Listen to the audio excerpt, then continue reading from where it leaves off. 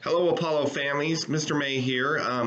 Wanted to just send out a video. It's going to take a couple of minutes to get through, but kind of addressing some questions and concerns that we've had over the last couple of weeks with our continuous learning, and also highlight some positives that we have had as well.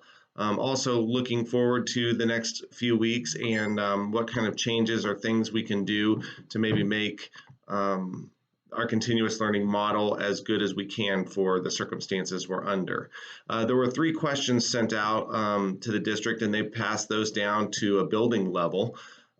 So what we're wanting to do today is just kind of go over each of those questions, and I'll give a little insight on some conversations and things that are taking place within our building to help address some of these. The first question that we want to cover was thoughts on the continuous learning model so far. And one of the first thoughts that was an overlying theme was just the quantity of emails and communication that came out to kind of get this thing going. And I understand that that is challenging. For every child you have in your household, that compounds the amount of emails and communication that you've received. Also, if you have kids in a variety of different schools, that can be a struggle as well. So we are looking at different ways to kind of either decrease that or become more concise with our communication, having a lot of meetings and talking with teachers about that particular issue. There's also a little bit of a concern about how much work is too much and how much is not enough. And with the diverse family situations that we have throughout the entire district, that's been a thought and a challenge from the beginning. Some people are thinking they would like to have some more work, and some people would like to not have so much work. And of course, we have people like all over that are of different abilities as well. And so to respect that and to figure that out has been a little bit of a challenge. But those are part of discussions and conversations that we're definitely having.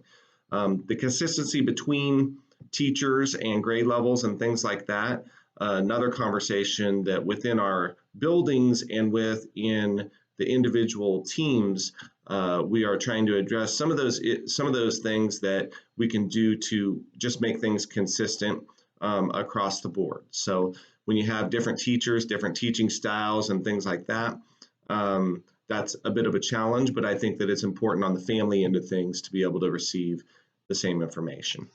The other question that I kind of want to go over today is, what are some questions or fears about continuous learning model? The one overlying theme that I found in this question was people are just worried about their kids falling behind. And this is a legitimate, real concern. And they're just worried if they're going to be ready for the next grade level. And I kind of quote what some district level administrators have said before. 10% of what happens to us are the circumstances, and 90% is how we react to it. So I guess what I'm trying to say is what has happened to us, the bigger part of that is how we react to it. And so I think that when we come back in the fall, we are definitely going to rely on the things that we've already had in practice, which is our nationally normed assessments, our district normed assessments, to see how we're comparing with the nation, how we're comparing with the district, and figuring out where kids are and starting them from where they're at, not where they should be, where they're at, and helping them grow from there. With the help of reading specialists and other services, I think that we are going to be able to address some of those needs, but I think that's a conversation staffs need to have as far as taking students where they're coming in at, and just knowing that we've been dealing with a different circumstance and we need to take that into effect. So the last question that was kind of covered was, tell us something innovative and good that has come from the continuous learning model. I think a lot of people have appreciated the Chromebook distribution and getting those in the hands of people that need them. We are still handing out a couple Chromebooks a week, just for people that have realized that they need that. And then also the Zoom meetings. I mean, there's a real social implication to not being around people.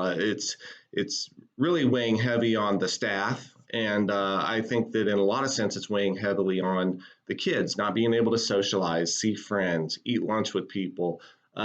It's a big deal, and so the social and emotional well-being of people is important. Those Zoom meetings, people have found them to be very helpful, and everything. I think been some feedback of maybe slipping in a little bit of a mini lesson and some content into those. We've more of had them be a focus of tell us good things and kind of get us together. But I sat in on a Zoom meeting yesterday where we played a trivia game that was kind of content related. So I think that our teachers are growing in that uncharted territory and trying to figure out how to make that a little bit more meaningful.